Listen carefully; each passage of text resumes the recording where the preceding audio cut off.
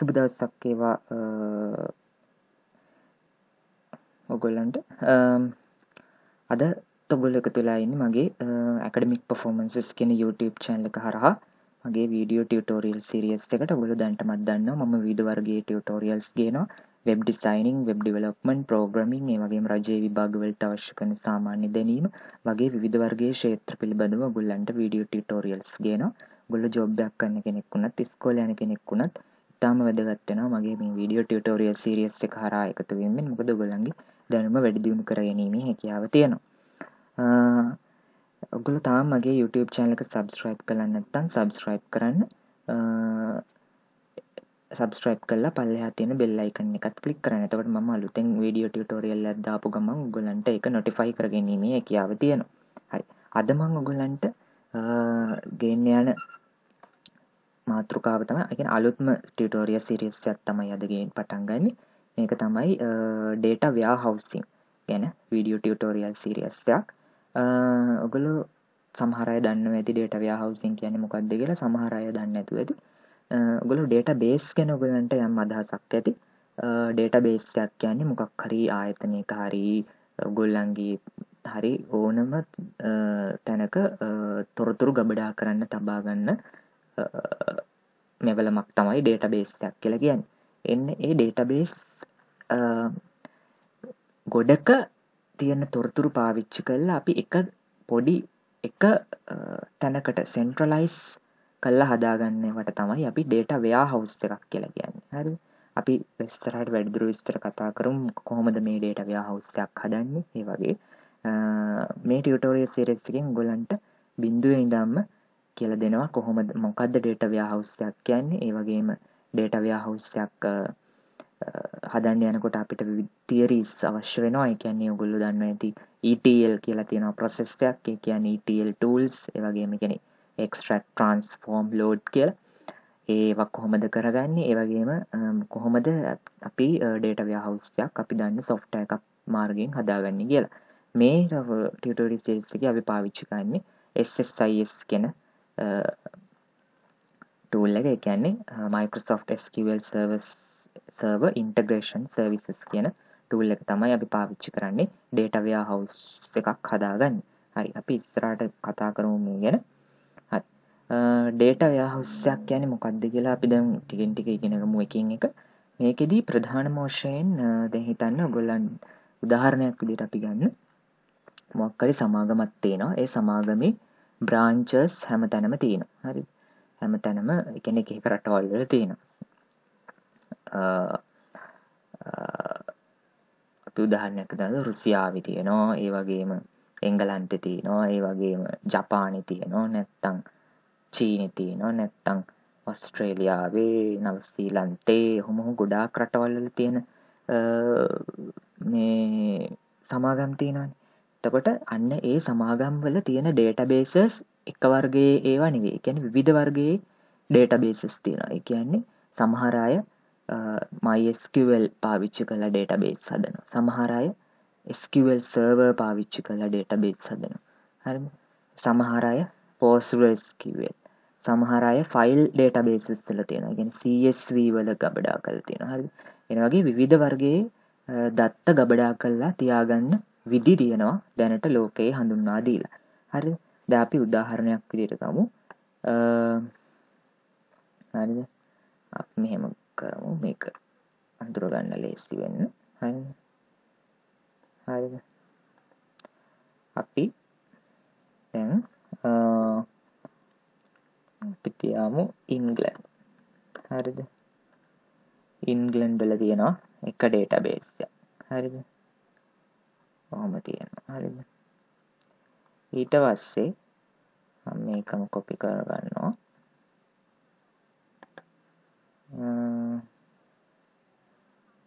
තව තියෙනවා ඒ වගේම database එකක්. කොහෙද?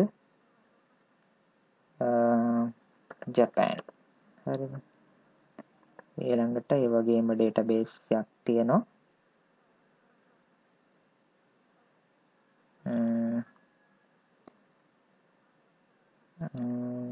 කොහෙද? දාගමු ෆ්‍රාන්ස්. හරිද? ඊට පස්සේ වගේම තව database එකක් තියෙනවා.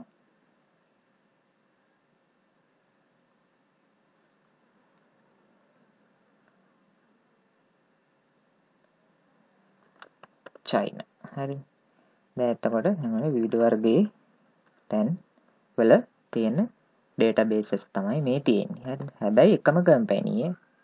හරි. එතකොට දැන් අපි කොහොමද අපි ටික හතරක් තියාගමු. හරි. ඊට පස්සේ තව එකක් දාගමු. අපි ශ්‍රී ලංකාවක් දාගමුකෝ.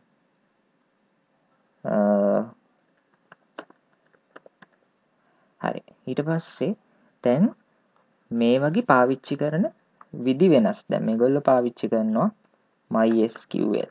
හරිද? එහෙම කියලා අපි හිතනවා. හරිද? ඊපස්සේ ජපාන් පාවිච්චි කරනවා කියලා හිතමු අපි Oracle. හරිද? ෆ්‍රාන්ස් පාවිච්චි කරනවා කියලා හිතමු SQL Server. හරිද? චයිනා පාවිච්චි කරනවායි කියලා හිතමු ඒගොල්ලන්ගේ තියෙන වෙන මොකක් හරි එකක් database එකක්. හරිද? අපි නිකමට දාගමුකෝ මොකක් හරි. අපි දාගමුකෝ ඒගොල්ලෝ file database එකක් පාවිච්චි කරනවා කියලා. හරි. ඊට පස්සේ ලංකාවේ අයත් පාවිච්චි කරනවා කියලා දාගමු SQL server. හරි. එතකොට දැන් මේගොල්ලෝ පාවිච්චි කරන තාක්ෂණයන් වෙනස්. එංගලන්තේ පාවිච්චි කරන MySQL, ජපාන් පාවිච්චි කරන්නේ Oracle, France SQL server, චීනයේ file database එකක්, ශ්‍රී ලංකාවල SQL server. එතකොට දැන් අපි මේ ඔක්කොගේ මේ branches නේ. එක company branches තියෙනවා. මේ රටවල් වල මෙන්න මේ තාක්ෂණය වල තමයි පාවිච්චි කරන්නේ.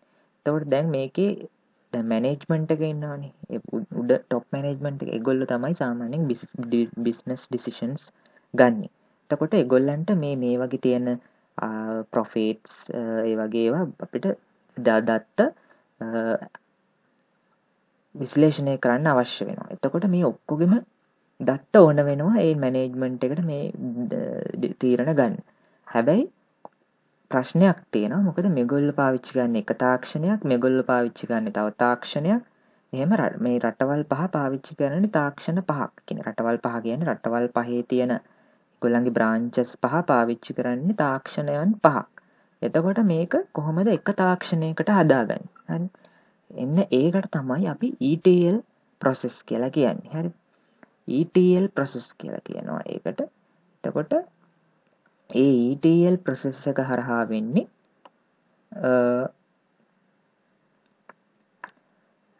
extract transform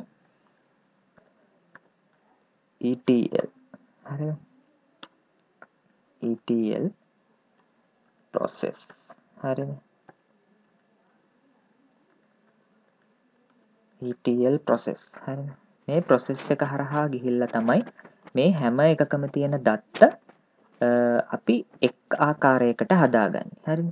එතකොට මේ ETL කියලා කියන්නේ මොකක්ද කියලා කිව්වොත් හරිද? E කියලා කියන්නේ extract. හරිද? ඒක තමයි ඉස්සෙල්ලම කරන දේ. extract කියලා කියන්නේ මේ ඔක්කොම databases වල තියෙන තොරතුරු extract කරගන්නවා අපි එක තැනකට. හරිද? එක්ස්ට්‍රැක්ට් කරගන්නවා කියන්නේ ඒ ටික අපි උකහා ගන්නවා එක තැනකට. මේ ඔක්කොගෙම තියෙන data වල තියෙන තොරතුරු මොන වර්ගයේ dataද මේ තියෙන්නේ, මොන වර්ගයේ මේ කොයිතරම් විශාල dataද, මේ වගේ ප්‍රමාණයන් කොහොමද, ඒක වගේ තියෙන විශේෂ ගති ලක්ෂණ මොනවද, ඒ ඔක්කොම එක්ස්ට්‍රැක්ට් කරගන්න. ඊට පස්සේ දෙවෙනි අදියරේදී T කියලා කියන්නේ transform. හරිද? transform එකේදී වෙන්නේ මේ ඔක්කොම එක වර්ගයකට හරියන විදියට හදාගන්න. ඒ කියන්නේ විවිධ වර්ගයේ types වලින් ආපු data ටික එක වර්ගයකට transform ඒ කියන්නේ convert කරගන්නවා. හරිද? convert කරගෙන ඉවර වෙලා ඊට පස්සේ L කියලා කියන්නේ load කරගන්න. ඒක load කරගන්නවා එක තැනකට, එක database එකකට. අන්න ඒ වගේ එකකට තමයි කියන්නේ data warehouse එකක් කියලා. ඒ කියන්නේ ETL process එක හරහා ගිහිල්ලා ඒක එක වර්ගයකට හදාගෙන ඒ ටික අපි ලෝඩ් කරගන්නවා ඩේටා වෙයාහවුස් එකට. එතකොට තමයි කියන්නේ ඩේටා වෙයාහවුස් එකක් හැදුවයි කියලා. හරි.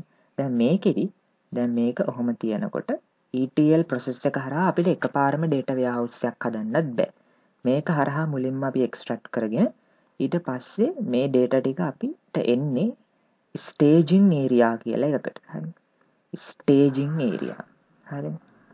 ඒ ස්ටේජින් ඒරියා කියන්නේ හරියට අර අතරමැදි අවස්ථාවක් වගේ එකක් තමයි මේක. හරිද? එතකොට අපි මේක අතරමැදි අවස්ථාවකට හදාගන්නවා. මේ ඩේටා ටික කොහොමද ඩේටා වෙයාහවුස් එකට දාන්න ඉස්සෙල්ලා මේ ටික අපි පොඩ්ඩක් හදාගන්නවා. ඒ විදිහට මේ හරියන විදිහට හදාගන්නවා එකලස් කරගෙන. ඊට පස්සේ මේ ටික ආපහු ETL process එකක් හරහා යවනවා. හරි. දෙවනි වාරේ. හරිද? දෙවනි වාරේ මේ ටික ETL process එකක් කරා ආපහු ගිහිල්ලා හරිද? ඊට පස්සේ ඔන්න අපිට හදාගන්න පුළුවන් data warehouse එක. හරිද? data warehouse එක අතනින් හදාගැනීමේ හැකියාව තියෙනවා. හරිද? data warehouse. හරිද? data warehouse එක අපිට දැන් හදාගන්න පුළුවන්. හරිද? හරි. දැන් අපි data warehouse එක හදලා තියෙන්නේ. හරිද? දැන් මේකේ තියෙන්නේ එක් වර්ගයක data. හරිද? මොකක් හරි එක මේ ඔක්කොගෙම අවශ්‍ය data ටික අරගෙන අපි එක જાතියකට හදාගෙන ඒක staging area එකට දාලා ඒකෙදිත් අපිට අවශ්‍යම කරන ටික හරි විදිහට හදාගෙන තවත් ETL process එකක් කරා ගිහින් කෙලින්ම මේ data warehouse එකට load කරගන්න පුළුවන්. හරිද? හරි.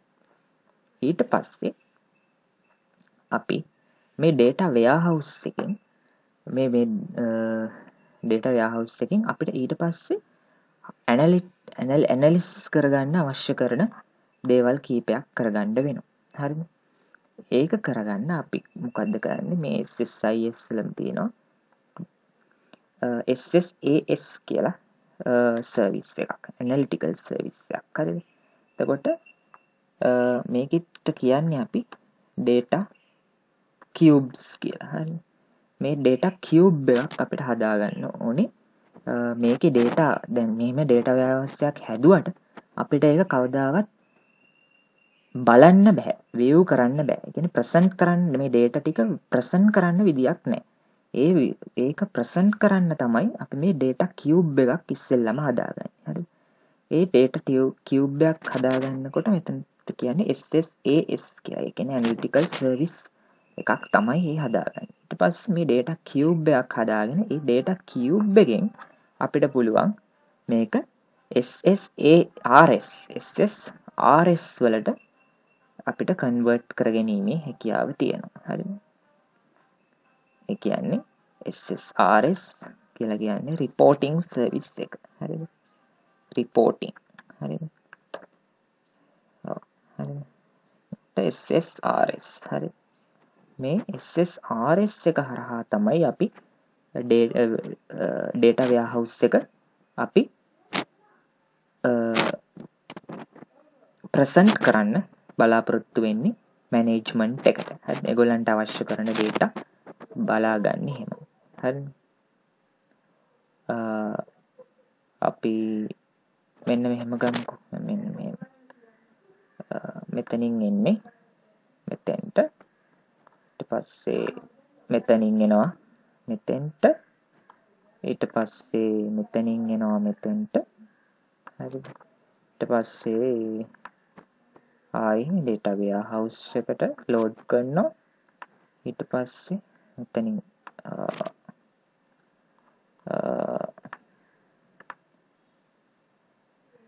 මෙතනින් තෙන්ට දානවා. ඊට පස්සේ මෙතනින් reporting service එකට දානවා.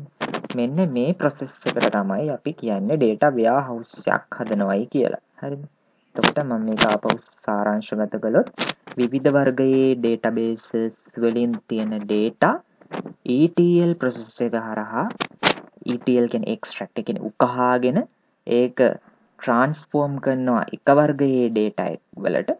ඒක staging area එකේ අපි තියාගන්නවා data warehouse එකට දාන්න ඉස්සෙල්ලා ඒ ටික හරිද වැරදිද හරියට හැදිලාද බලලා හරියට හැදිලා නැත්නම් ආපහු ETL process එක හරහා ගිහිල්ලා ආපහු ඒ ටික හරියට convert කරගෙන එක වර්ගයකට ඒක data warehouse එකට පිලෝඩ් කරලා ඒකෙන් අපි හදාගන්නවා data cubes හදාගෙන ඒ කියන්නේ analysis කරගන්න පුළුවන් වෙන විදිහට data cubes හදාගෙන ඒක අපි reporting tool එක හරහා අපි SSRS හරහා අපි end user ට ඒ කියන්නේ business user ට ලබා දීමේ පිළිවෙල තමයි කියන්නේ මේ data warehousing කියලා කියන්නේ මෙන්න මේ ටෙක්නික් එකට තමයි. හරිද? දැන් මේකේ තව දේවල් කීපයක් තියෙනවා. දැන් මෙතන මෙන්න මේ ටික තියෙන. ඒ කියන්නේ මුලින්ම අපි තියාගන්න operational databases එක. මේවට සාමාන්‍යයෙන් කියන්නේ operational databases කියලා. හරි මේවා තමයි සාමාන්‍යයෙන් කම්පැනි වල තියෙන්නේ. හරි ඒ කියන්නේ end users ලා data add කරන්නේ ඔය කැෂියර් වල තියෙන data add වෙන්නේ ඒ ඔක්කොම වෙන්නේ මෙන්න මේ operational databases වලට තමයි add වෙන්නේ. හරිද? ඒ කියන්නේ සාමාන්‍ය users ලා ඔක්කොම පාවිච්චි කරන්නේ මෙන්න මේ databases. ඒ කියන්නේ අපි මොකක් හරි දෙයක් order කරනකොට, අපි සල්ලි ගෙවනකොට, ඒ වගේම අපි මොකක් හරි දෙයක් request කරනකොට ඒ ඔක්කොම data ටික යන්නේ මෙන්න මේ operational database එකට. එතකොට මේ data warehouse එකට යන්න පුළුවන් වෙන්නේ ඒකට access තියෙන්නේ සාමාන්‍යයෙන් managers ලට කියන්නේ ආයතනයේ ඉන්න ඉහළම කට්ටියට තමයි මෙන්න මේ තැනට යන්න user access levels හදලා තියෙන්නේ. හරිද? දැන් අපි මේ දෙකේ මෙන්න මේ operational databases කියලා කියනවා මේකට. මේ පැත්තට කියනවා අපි data warehouse එක කියලා. හරිද? එතකොට අපිට තියෙනවා මෙන්න මේ operational database side එකට අපි කියලා කියනවා OLTP කියලා. OLTP කියලා කියන්නේ මොකද්ද? Online transaction processing. හරි. online transaction processing කියන එකට තමයි OLTP කියලා කියන්නේ. මෙන්න මේ OLTP databases තමයි මේ පැත්තේ තියෙන්නේ. හරි.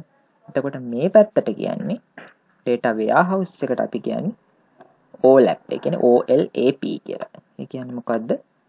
online analytical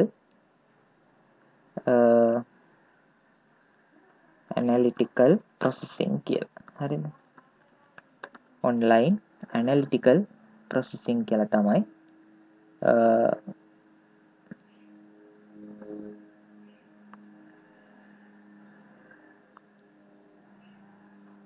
හරිද? කියන්නේ data warehouse එක පැත්තට කියන්නේ online analytical processing කියලා OLAP කියලා තමයි කියන්නේ. හරිද? OLTP සහ OLAP. හරි මේ තමයි වෙනස. හරිද? එතකොට මේ දෙකේ තියෙන වෙනස්කම් මොනවද? හරි මෙන්න මේවා තමයි වෙනස්කම්. හරි OLTP කියන එකේ තියෙන්නේ හරි OLTP කියන එකේ තියෙන්නේ ඇත්තටම real time data. හරි real time data කියලා කියන්නේ මොකද්ද? මේකේ තියෙන්නේ හැම වෙලේම අලුත් data. හරි ඒ කියන්නේ දැන් කවුරු හරි මොකක් හරි online transaction එකක් කරොත් හරි නැත්නම් මොන හරි දෙයක් order කරොත් හරි ඒ ඔක්කොම data යන්නේ මේ operational database එකට. හරිද? එතකොට OLTP වල තියෙන හැම වෙලේම අලුත් data. ඒ කියන්නේ fresh data. හරිද? හැබැයි OLAP එකේ තියෙන්නේ අලුත් data නෙමෙයි. ඒ කියන්නේ time to time තමයි මේක update වෙන්නේ. සමහර company company වල තියෙන අවශ්‍යතාවයන්ට අනුව සමහර අය දවසින් දවස අප්ඩේට් කරනවා, සමහර අය දවස් දෙකෙන් දෙකට, සමහර අය සතියෙන් සතියට. එහෙම තමයි data warehouse එකක් අප්ඩේට් වෙන්නේ. ඒකේ තියෙන්නේ සාමාන්‍යයෙන් historical data. හරිද? කියන්නේ අතීතයේ සිට පැවතෙන data තමයි මේ OLAP කියන process එකේ තියෙන්නේ. හරිද? හැබැයි OLTP කියන්නේ operational database එකේ තියෙන්නේ real time data. හරිද? අනිත් වෙනස තමයි OLTP එක ඒ read and write කරන්න පුළුවන්. ඒ කියන්නේ මේකේ අපිට පුළුවන් end usersලාට මේ database වලට දත්ත ඇතුළත් කරන්නත් පුළුවන්. ඒකේ තියෙන දත්ත කියවන්නත් පුළුවන්. හරි. කියන්නේ අපි මොකක් හරි online බඩුවක් ගන්නවා නම් අපිට ඒ data එක අපිට කියවන්න පුළුවන් මේක තියෙනවද නැද්ද කියලා. එහෙම හරි නැත්නම් අපි online transaction එකක් කරොත් අපේ data එක ඒ database එකට යනවා. එතකොට read write කිරීමේ හැකියාවක් තියෙනවා. read write දෙකම අපිට පුළුවන්. හැබැයි මේකේ අපිට write කරන්න බෑ. හරිද? මේකේ පුළුවන් කියවන්න විතරයි. හරි. read only. හරි. ඒකත් පුළුවන් business usersලාට විතරයි. හරි. ඒ කියන්නේ top management එකේ අයට විතරයි මේක කියවීමේ හැකියාව තියෙන්නේ. හැබැයි වෙනස් කරන්න write කරන්න බෑ. මොකද මේක analyze කරන්න හදපු එකක් විතරයි. මේක මොකද මේක real time database එකක් නෙවෙයි data warehouse එක කියලා කියන්නේ. ඒකේ තියෙන historical data analyze කරන්න විතරයි මේක අපි පාවිච්චි කරන්නේ. OLAP කියන එක. හරිද? කියන්නේ data warehouse. ඊට පස්සේ තියෙන වෙනස තමයි transaction oriented. ඒ කියන්නේ මේක දැන් මම කිව්වා වගේ මේක transaction කරනකොට හැම වෙලේම මේක තමයි අප්ඩේට් වෙන්නේ. හැබැයි OLAP එකේ වෙන්නේ සම්පූර්ණයෙන් analytical part එකක්. හරිද? ඊට පස්සේ normalized tables. දැන් ඔයගොල්ලෝ දන්නවා relational databases ඉගෙන ගන්නකොට හැම වෙලේම relational database වල තියෙන්න ඕනි normalize කරපු data. හරිද? first normal form, second normal form, third normal form, boys code normal form, ඒ වගේම fifth normal form ඕ වගේ කියලා normalize වෙච්ච database එකක් තමයි යවන්නේ RDBMS වල පාවිච්චි කරන්නේ. හැබැයි ඒ කියන්නේ operational database වල පාවිච්චි කරන්නේ normalize වෙච්ච data එකක්. හැබැයි data warehouse වල ඒ කියන්නේ OLAP වල තියෙන්නේ හැම වෙලේම denormalized tables. හරිද? denormalized tables තමයි හැම වෙලේම data warehouse එකේ තියෙන්නේ. මොකද ඒක අපිට ඕනේ ඇනලයිස් කරන්න. එතකොට අපිට මේක normalize කර කර පොඩි කරගන්න අවශ්‍යතාවයක් නැහැ. අපිට ඕනේ ඒක විහිදුවලා මේක හරියට ඇනලයිස් කරගැනීමේ අවශ්‍යතාවය. ඊට පස්සේ more users. හරිද? more users අපිට මේ operational database එකේ end user කියන අපි ඕනම කෙනෙක්ට අපිට මේකට මේකේ දත්ත කියවන්නත් පුළුවන්, write කරන්නත් පුළුවන්, අපිට පුළුවන් මේක පාවිච්චි කරන්න. හැබැයි මේක ඉතාම සීමිත ප්‍රමාණයකට විතරයි මේකට access තියෙන්නේ. OLAP කියන්නේ data warehouse වලට. ඒ වගේම OLTP වල තියෙන්නේ වර්තමාන data නේ. ඒතර වර්තමාන data කියන්නේ ඉතා පොඩි data ප්‍රමාණයක්. ඊට පස්සේ ඒක අපි backup කරලා data warehouse වලට යවලා එහෙම කරනවානේ. එතකොට මේ OL operational database වලකේ හැම වෙලේම තියෙන්නේ සීමිත data ප්‍රමාණයක්. සාමාන්‍යයෙන් gigabyte 500ක් වගේ තමයි උපරිම වුණොත් gigabyte 1000ක් වගේ තමයි operational database වල තියෙන්නේ. හැබැයි මේකේ තියෙන්නේ terabytes වලින් තමයි සාමාන්‍යයෙන් OLAP cubes වගේ ඒවා data warehouse වල තියෙන data terabytes වලින්. හරිද? ලොකු data ප්‍රමාණයක් ඒ වගේ තියෙනවා. ඒ වගේම frequent data modification. ඒ කියන්නේ හැම වෙලේම ඉක්මනට data මේකේ අප්ඩේට් වෙනවා. හැබැයි මේකේ data warehouse එකක් අප්ඩේට් වෙන්නේ ආයතනීය අවශ්‍යතාවයට අනුව සමහර වෙලට දවසෙන් වෙන්න පුළුවන්, සමහර වෙලට දවස් දෙකකින් වෙන්න පුළුවන්, සමහර වෙලට ගොඩාක් දවස් සතියකින් විතර වෙන්නත් පුළුවන්. හරි. එතකොට ඕකට තමයි කියන්නේ OLAP සහ OLTP අතර වෙනස්කම කියලා. හරි. තව දෙයක් තියෙනවා. දැන් data warehouse මේ concept එක හදාගත්තේ ඩොක්ටර් ඉන්මන් සහ ඩොක්ටර් කිම්බල් කියලා දෙන්නේ. ඒ දෙන්න කියපු විදිහට මේක මේ තියෙන කරුණු මත පදනම් වෙච්ච database මේ concept එකක් තමයි මේ data warehousing කියලා කියන්නේ. තවත් දෙයක් තියෙනවා කියන්න තමයි මේකේ data warehouse කියනකොට data mart කියලා මෙතඩ් එකකුත් තියෙනවා. මොකද්ද data mart කියලා කියන්නේ? data mart කියන්නේම data warehouse එකේම පොඩි version එකක්. හරි. ඒ කියන්නේ data warehouse එකේම පොඩි version එක තමයි data mart කියලා කියන්නේ. කියන්නේ data warehouse එකේ මේ හැම database එකකින්ම වෙන data මේකේ තියෙනවානේ data warehouse එකේ. ඒ කියන්නේ customer data තියෙනවා, order data තියෙනවා, salary data තියෙනවා, හැම එකම තියෙනවානේ. එතකොට data mart කියලා කියන්නේ ඒ data අපි වෙන් කරගෙන ඒ එක data එක පැතිවලට වෙන් කරලා පොඩි data marts හදාගන්න. ඒ කියන්නේ පොඩි කොටස්. ඒ කියන්නේ data warehouse එකේ තියෙන customer related data ටික customer ඩේටාබේස් එකක් විදිහට හදාගන්න. ඒ කියන්නේ උදාහරණයක් විදිහට දැන් මෙහෙම ගත්තොත් දැන් මේකේ ඇතුලේ මම හදාගන්නවා. හරිද? කස්ටමර් ඩේටා කියලා වෙනම ඩේටා මාට් එකක්. මේකේ තියෙන්නේ කස්ටමර්ට අදාළ වෙන ඩේටා විතරයි. හරිද? ඊට පස්සේ මේක කොපි කරගත්තොත් ඊට පස්සේ මේකේ අපි හදාගන්නවා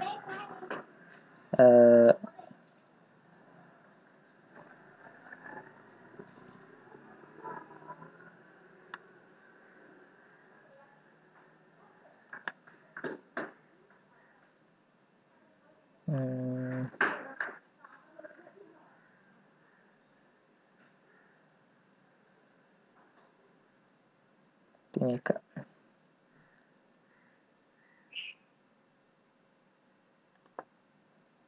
අරගෙන මේ data warehouse එකට යන්න කමුකෝ. මකලා තෙන්ට අපි දාගන්නවා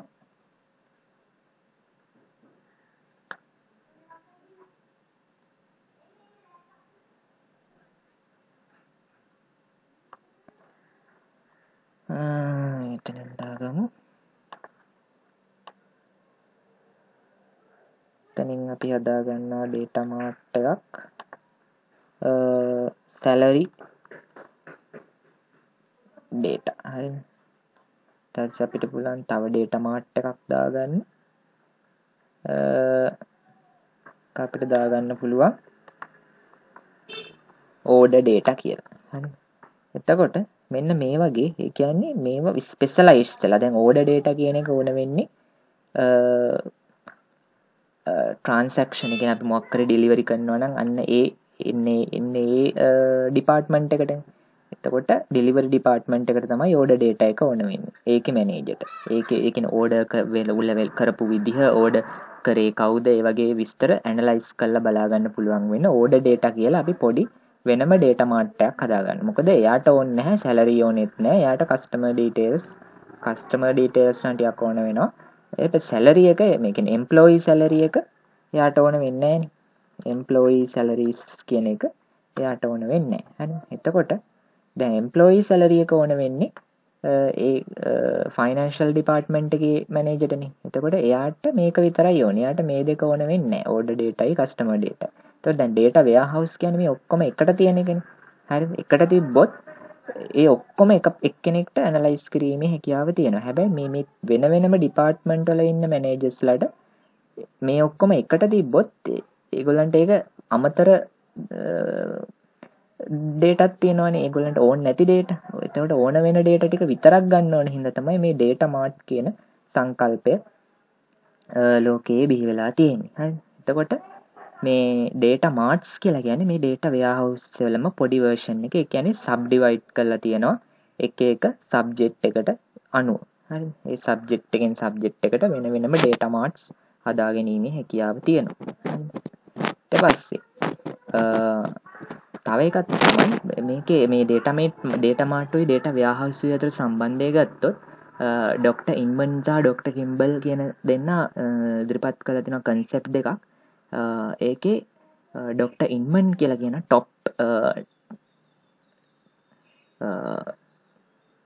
top down method එක. හරිද? top down method එක කියලා කියන්නේ data warehouse එක හදලා ඊට පස්සේ data warehouse එකෙන් අපිට අවශ්‍ය කරන data වෙන වෙනම extract කරගෙන වෙන වෙනම data marts හදන එකට තමයි top down method එක කියලා කියන්නේ. ඒක ඩොක්ටර් ඉන්මන් තමයි ඒක හඳුන්වලා දුන්නේ.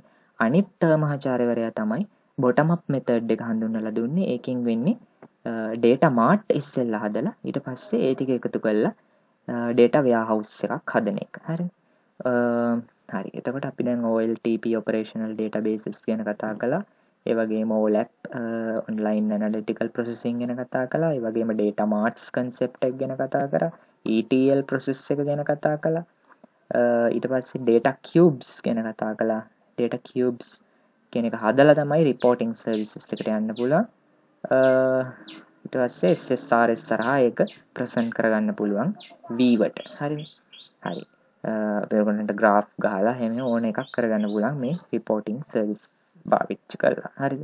හරි. ඔය ටික තමයි අද මගේ පළවෙනි ටියුටෝරියල් එකකින් ඔයගොල්ලන්ට කියලා දෙන්නේ. data warehousing පිළිබඳව ගෙන ටියුටෝරියල් සීරීස් එකේ ඊළඟ ටියුටෝරියල් වලින් මම ඔයගොල්ලන්ට කියලා දෙනවා කොහොමද data warehouse එකක් හදාගන්නේ කියලා. හරි, එකේ ඉඳන් බිඳුවේ ඉඳන්ම කියලා දෙනවා step by step Microsoft SQL server එක පාවිච්චි කරලා. හරි, එහෙනම් ওই ටික තමයි ඔයගොල්ලන්ට කියලා දෙන්න තියෙන්නේ. එහෙනම් ඊළඟ ටියුටෝරියල් එකෙන් අපි බලමු කොහොමද මේ ටික ඉස්සරහට කරගන්නේ කියලා. හරි, thank you.